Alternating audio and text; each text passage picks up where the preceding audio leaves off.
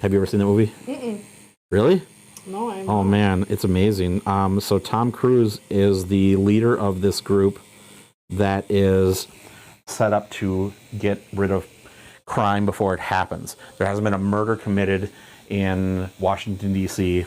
in like 10 years because of this. And what it is they have a group of psychics. It's one sister and two brothers that are able to predict murder before it happens.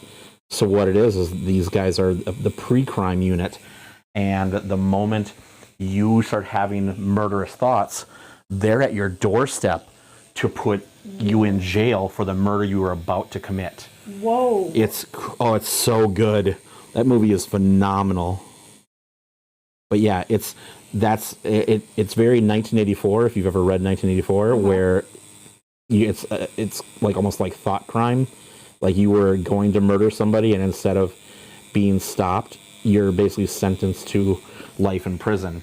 And what it is they make you, your prison is they put this thing called your head on you.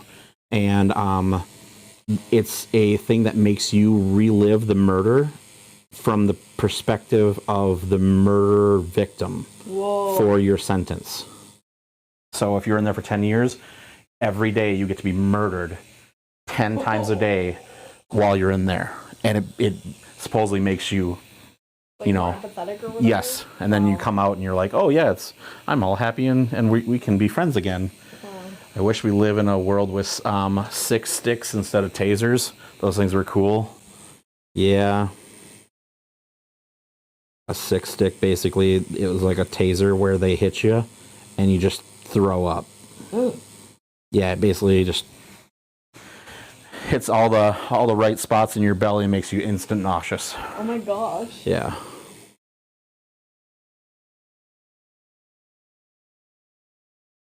I have to check it out for sure. Yeah, that movie's great. Like every once in a while, Tom Cruise is part of a movie that is phenomenal. Okay. Edge of Tomorrow is another great one. Like Edge of Tomorrow is fantastic. Have you ever seen that one? Mm-hmm. The one with Emily Blunt. It's good. And then the John Reacher movies or the Jack Reacher movies, those are really good too. I also really like Interview with a Vampire. That one, I've seen that so many times. It's like to the point where I fast forward to the parts I like. Fair. Because some of it's so drawn out, but it's really, really good. But some of it, and then when Queen of the Damned came out, it's like, okay, could be a really good sequel. It was decent, but it was also really weird to have them change who the actor was, and then the entire soundtrack being done by Korn was a little weird. Yeah, for sure. It's one of my comfort movies, so I think that too like has a little bit of like that nostalgia factor for it, right? Mm-hmm. See, for me, the movies that no matter when they're on, I will watch them. Groundhog's Day, Stripes, Scrooge. There's a lot of Bill Murray movies in my in my comfort movies. Shawshank Redemption. Every single time it's on television, I will watch it. All the Ocean's movies except for the Sandra Bullock one. I thought that was just a shitstorm. Like, they could have done so much better with that movie. Mm-hmm. Like, I get that you want to make an all-girls one. Cool, let's do it.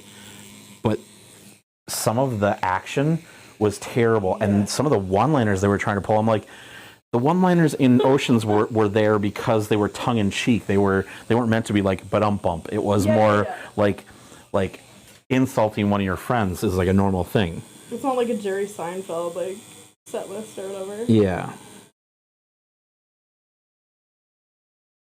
Yeah, my comfort movies, like, they range all over the place. Interview with a Vampire is one.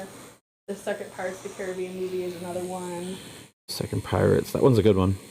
My all-time favorite movie of all time is Little Miss Sunshine with, like, Toni Collette, Abigail Breslin, Steve Carell. And then Hereditary. Don't ask me why. I hate that movie so much. It's not your fault. I mean, it's just, for me, it's just like, damn, like, I was hoping for something more. I'm addicted to that movie, dude. Oh, Napoleon Dynamite. That one is definitely never going to be on my comfort movie list. Like, I saw that one like when it first hit theaters, and I was like, how is this like the #1 movie? Like for real? Wayne's World was another one.